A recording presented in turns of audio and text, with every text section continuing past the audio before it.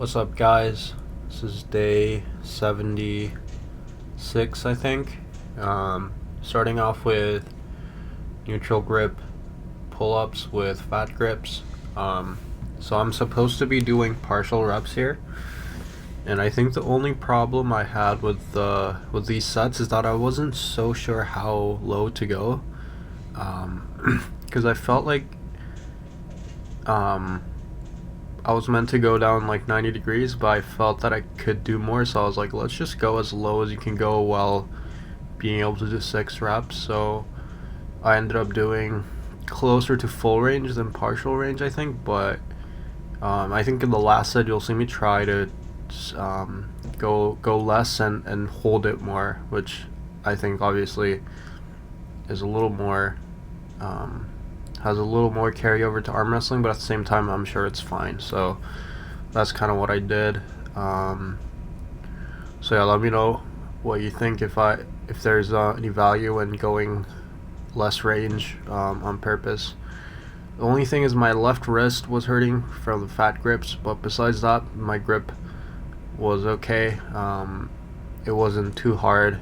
I don't know, like my wrist was cupped kind of the whole time, so I guess that was good, but it wasn't super taxing on my wrist or anything. So yeah, and then I'm doing I think 4 sets of back pressure.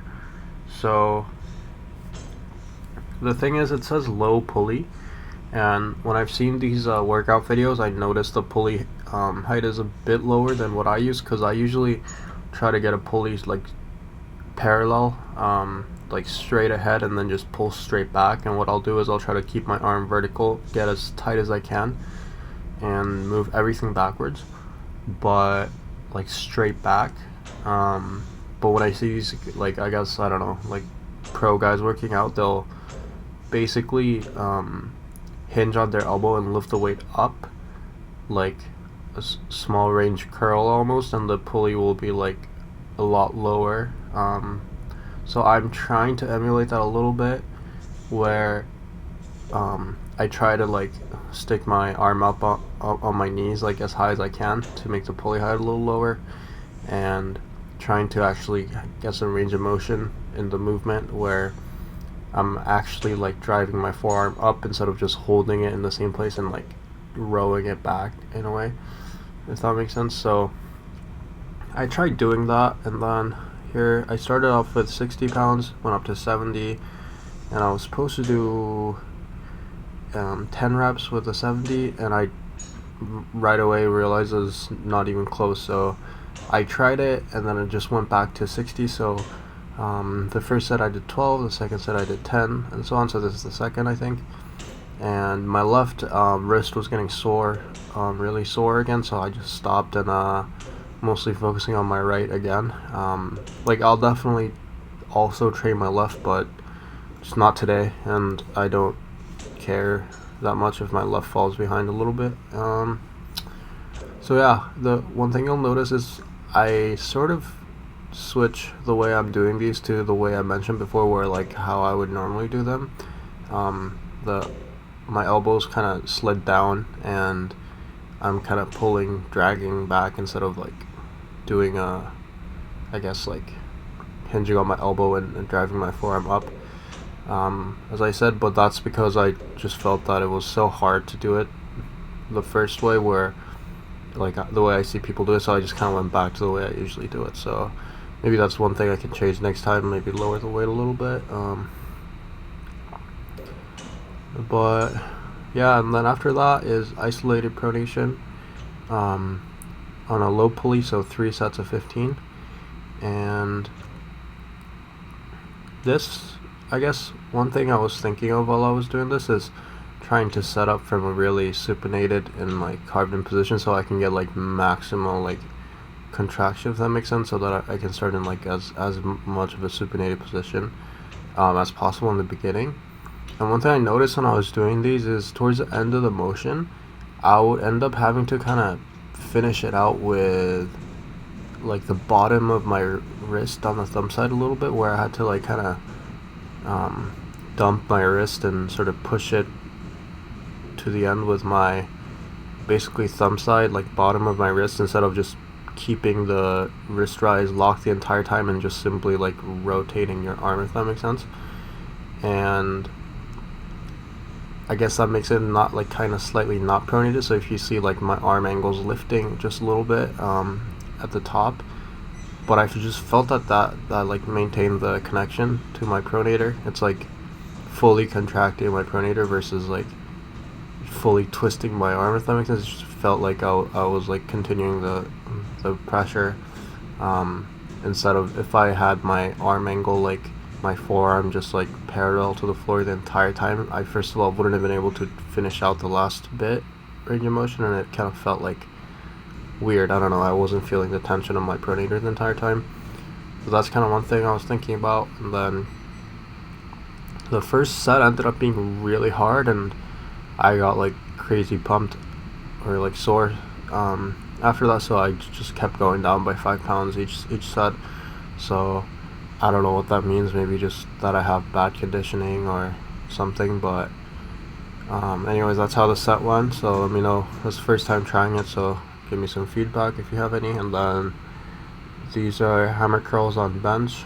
So Miguel told me to make sure I go down to about 90 degrees where my forearm is parallel to the floor. So I tried my best to do that, and I think I definitely went down to 90 degrees, and I don't know, I think in terms of that it was pretty good, and it felt actually good. It felt great, and I felt a lot in my, I don't know if it's the brachialis or brachioradialis, the one in your forearm.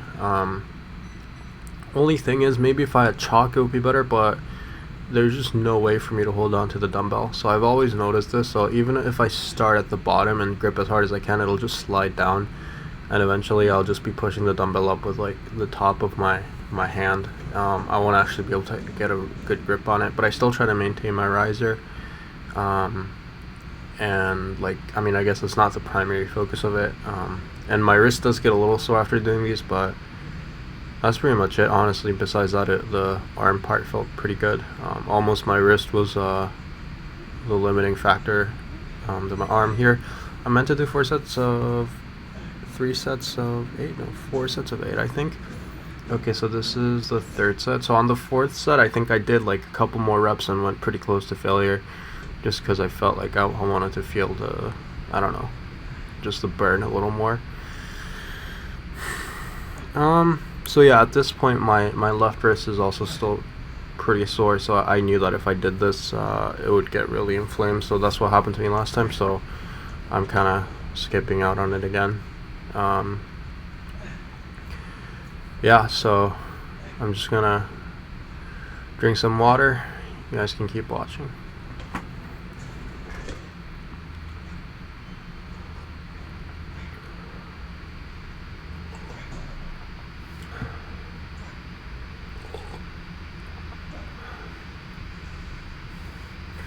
Alright, so these are meant to be pronation curls with low pulley, and it's basically the exact same thing, except from what I understood, just more range of motion.